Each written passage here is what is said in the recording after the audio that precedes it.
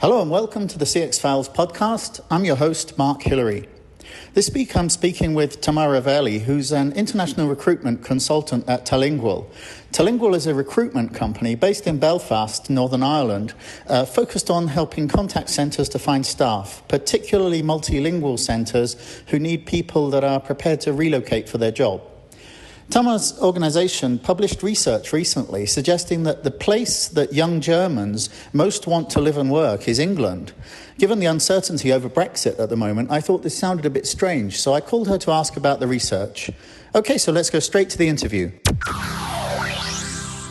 Okay, so I read some research recently that you published that suggested England is the favourite place that young Germans want to move to and work. And of course, right now people in the UK are struggling to understand the complexities of Brexit. So it seems surprising that Germans would be wanting to go to the UK after Brexit, when I guess we're kind of unsure about their status as Europeans living in the UK. Could you tell me a bit more about the research that you published? Yes, absolutely. Well, to be honest, it was a very surprising result for us too. From our perspective, we need to better understand what our candidates really think. It's easy to be distracted around all the headlines around Brexit. So we needed some real information about what Brexit means for our candidates. And, that's why we started our own research. And, the finding you mentioned that young German adults chose England as their favorite European country to live and work in is part of a larger research project we are undertaking. We published this finding because it was just too interesting to sit on until our full research is completed. Mm-hmm. It's interesting to see that Brexit is not stopping young Germans from wanting to live and work in England. And that's obviously, what they want to do. The reality of Brexit might introduce some difficulties in terms of, like you said, residence and work permits. I certainly hope that it won't be the case. And I know our clients hope that it won't be the case, and our candidates hope that it won't be the case. But it will be interesting to ask the same questions maybe in 3 months' time when, after Brexit is supposed to have happened.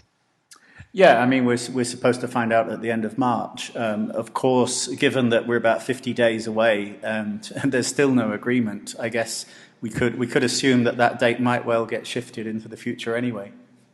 Well, absolutely. Well, I certainly hope so, because we don't know what's going to happen. Mm-hmm. Just one quick further question on that mm-hmm. research, though. Did you actually have any follow-up? Did you find out why they were preferring England, or you didn't have the opportunity to follow up on that?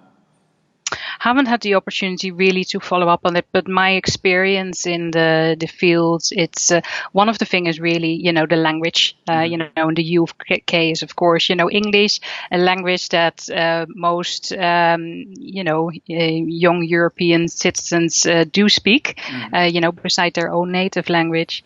So, that could well be one of the reasons why they want to go to the UK. And that's what we often hear from our candidates as well. They want to improve their English skills or improve their language skills. Mm-hmm. So it's all that great soft power, the English language and pop music. Absolutely, yes. Okay. So we're talking about multilingual contact centres a lot of the time in the work that you're doing. And these companies, they need to think about many factors because they're asking people often to completely relocate to a new country. So what are the motivators? I mean, beyond obviously people just needing a job, what drives them? What drives them to seek out a customer experience job in another country? Well, that's actually, another really important topic that we are investigating with our research, because some of early results we have gathered from our research, again from young German adults, show that gaining international experience is seen as their main benefit of working abroad. So that seems to be the main focus, getting that international experience. And besides that, the other things that were shown in the research, that learning a new language and experience a new culture were some of the main factors. Mm-hmm. Okay, so culturally it's interesting to do that, but at the same time it looks great on your CV to have spent some time overseas. Absolutely. And so this, I suppose it gives us an insight, but, this research will show, also our clients, employers, I suppose, to better understand how to attract and retain multilingual talent that they need. So, if, for instance, language classes that some of our clients would provide to new recruit could be a very good investment by employers in retaining international staff. Mm-hmm. Okay, that's interesting. I've been to some multilingual centres around Europe, and particularly, or most recently, in Portugal and Greece. And what was interesting is that they have very good English language support. So they're hiring people from the UK and Ireland, and they're attracting them with factors such as the weather and the lifestyle, the kind of Mediterranean lifestyle, having access to the beach and this kind of thing. Are you seeing a shift with the multilingual centres that you're working with? Are a lot of them inside mainland Europe offering English language services? And is that anything to do with Brexit? Well, it's certainly, like you said, the Mediterranean climate, the Southern European weather and lifestyle, is certainly an attraction for candidates, and not just for English speakers. It's very popular with Scandinavians and other Northern European countries too, or candidates out of those countries too, and I don't really can say yet that we've seen a big shift, to deliver English-speaking services from outside the UK. Like you said, the likes of outsourcers in Greece and Portugal, they do provide that service. And they have been delivering those English language support from outside the UK for a long time. And I suppose if they need to, in case of, Brexit, if they need to ramp up, I'm certain they can ramp up quite quickly on a short notice. I think that what I probably didn't make very clear then was, are you seeing more multilingual centres being set up outside of the UK? But then also including English as part of the suite of services, because it would seem that with the uncertainty around Brexit, right now is quite an uncertain place to set up a multilingual centre. In the UK. Yeah, absolutely. Well, we do have clients in the UK, and it's something they would are, I suppose, in the back of their mind. They're working on something. A lot of those global centers, beside the UK, they already have centers in other parts of Europe. So they would be easy enough for them to shift work from the UK to some of their other centers. But I suppose also on this topic, it's worth pointing out, kind of the multilingual environment in the Republic of Ireland. There are many high-profile brands, delivering multilingual support from locations throughout Ireland, not just Dublin, but also cities like Cork and Galway and Dundalk. And as a country, I suppose Ireland is promoting its positions as the largest English-speaking country, in the EU after Brexit. So yeah, that's I suppose it's not the UK. I suppose as an English-speaking country, it's Ireland, of course, and as well, and they could maybe benefit from it. Yeah, and they already have major brand. I can think of people like Apple and Dell off the top of my head, so they've got a good track record. Absolutely, yes. Okay, talking on that subject then of the multilingual centres, we've seen the growth of the sort of big retail brands that spread across different borders. I mean, things like Amazon, ASOS, these kind of brands where it doesn't matter if you're in Sweden or the UK or France, but you can go on the website or the app and shop. And this creates this kind of complexity in supporting the customer. And have you seen then a major trend towards creating like a single multilingual center that can support everybody rather than each individual sort of region having to support the customers? Yeah, absolutely. I mean, if I look across our client base, which includes outsourcers as well as, in-house contact centers, you can really see companies, who have developed deep skills in the management of multilingual contact center operations. And for those companies, it really does make sense to concentrate their skills and experience, in one or maybe a few high-performing centers rather than spreading themselves too thin across more sites and more countries. I suppose also, Mark, to mention is, the use of home agents.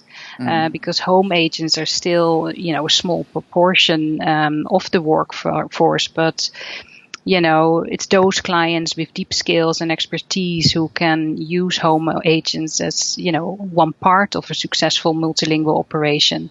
And while home agents, I think, are still very small, we see more willingness, to put home agents in the mix. Well, certainly in the United States, that's really taken off enormously. Like in the last 18 months, the work at home agent strategy has become extremely important. If you have a centre that includes home agents in the European context, would it be normal then to be spreading agents across multiple different countries? So far, we do have a client in the Republic of Ireland, but so far they still prefer, although they're working from home, to have the agent working from their home in Ireland. So they wouldn't put a French speaker in France. But that's something I would, I'm sure something like that would happen, more and more in the future. Yeah. Technically, I guess it's all feasible. It just then becomes a bit difficult over, how do you pay people, and everyone has different rights in different countries and stuff like that, I guess. Absolutely, yeah. I think that will be the main factor that some employers maybe worry about that and how things work. Yeah. Okay. So finally, then, when the candidates are coming to you, seeking out work in a contact center, they must have different attributes. The sort of people that are coming to you expecting to work in a kind of multilingual environment rather than just your regular local contact center.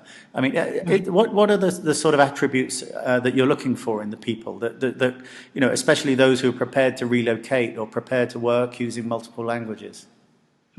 Yeah, well, it's interesting. It's not for everybody. Working abroad. I don't think it's necessarily harder, to work in a contact center abroad than in a contact center locally. But it certainly is different, for sure.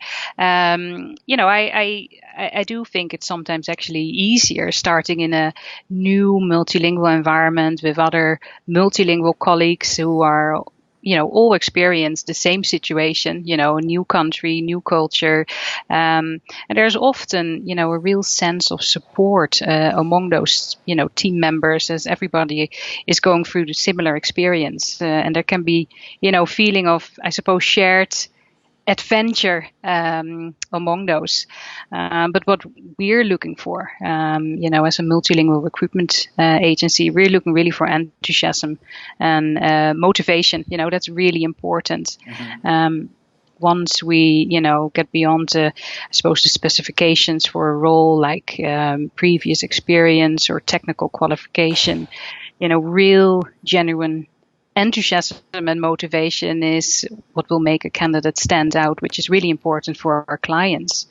And I suppose especially when, there will be relocation involved, that motivation needs to be not only for, the new location and an international move, but certainly also, for the job.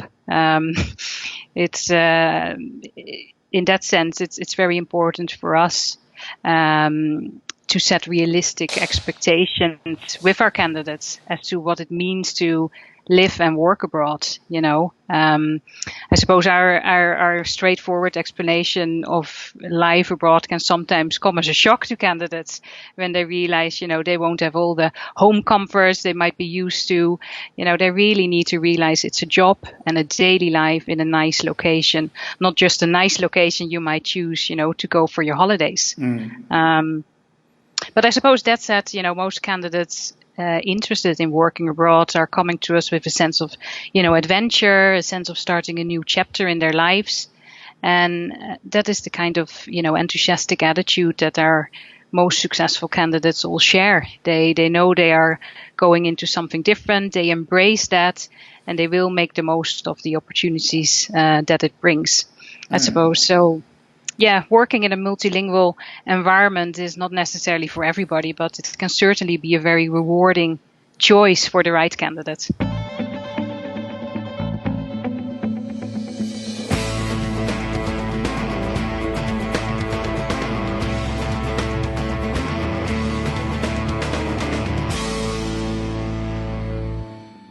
Thanks for listening to the CX Files podcast. Please take a moment to review the podcast because this helps other listeners to find it.